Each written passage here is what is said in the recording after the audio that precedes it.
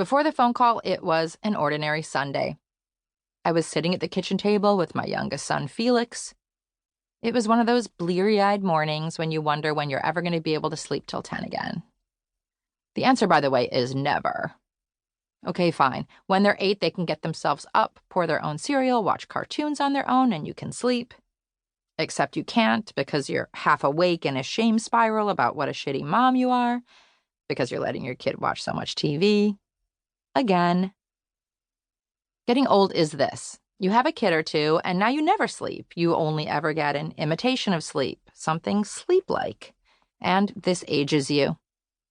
That's why people who live in nursing homes have thin hair and sad eyes instead of thick hair and bright eyes, like the young people who get enough sleep. This lack of sleep will leave you with a depleted immune system, and when your kid goes to preschool, they will bring home a million diseases, and you will get sick. And then you will keep getting sick. Then one day you will realize that you have been sick for 6 weeks, and then 6 months, and that the feeling that used to feel like a light cold is now just what it feels like to be alive. This will keep happening until you are old, actually old, and then you will die.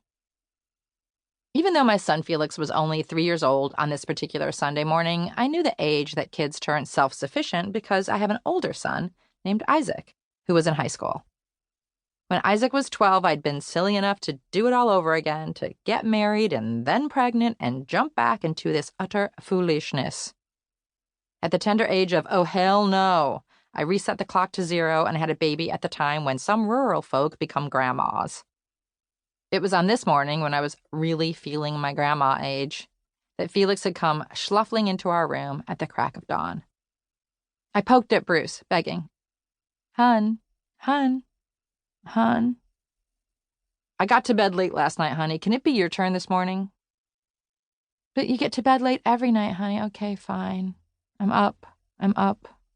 Here we go. Oh, wait, don't turn that light on. Oh, you're hurting Mommy's eyes. Oh, yeah, I've got Blanky and Husky Dog. Felix and I went downstairs. I put on Dora and hid under a blanket and tried to sleep. But my brain was already buzz, so we went to the kitchen, and I did what I learned years before with Isaac to pass the hours between 5 and 8 a.m., when time moves at 1/4 speed. I pour a bowl of Honey Nut Cheerios and we roll calls on speakerphone. I started on the East Coast because the hour would be only vaguely ungodly there. I expected my sister Faith to be up. Faith has a daughter, and sometimes over double FaceTime and double cereal, we let the kids have at it while we flatten into a joyful, unconscious state of being. When Faith and I are in the same room or even the same Skype window, we are in heaven, instantly freed of obligations.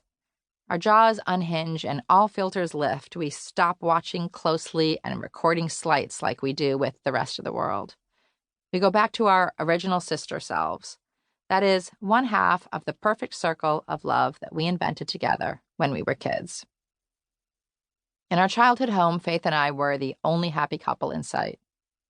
Our parents zoomed off into their own tunnels of distraction. My mom's tunnel was a civil rights movement, and my dad's tunnel was a melancholy one. He was a workaholic anesthesiologist who later became a workaholic psychiatrist. This gave Faith and me plenty of time to lie on the floor on our tummies, doodling on our parents' vinyl copies of the cast recordings of Hair and Jesus Christ Superstar, and improvising inappropriate songs on the piano. We invented worlds and sometimes plays that we shared with other kids, but mostly we were the protagonists, Faith and Jill Superstar, and we were happy, laughing and in love with each other. Our 2 puzzle pieces made up one complete person.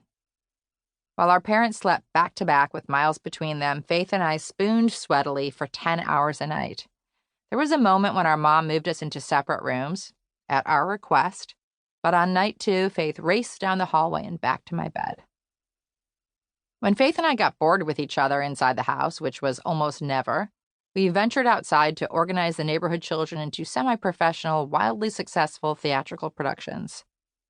Faith and I and a gaggle of other kids in dirty, fur-lined, hooded jackets mounted our own version of The Wizard of Oz with tickets for 5 cents for the neighbors and pizza parties afterward that felt like East Village nights out. Except we were 8.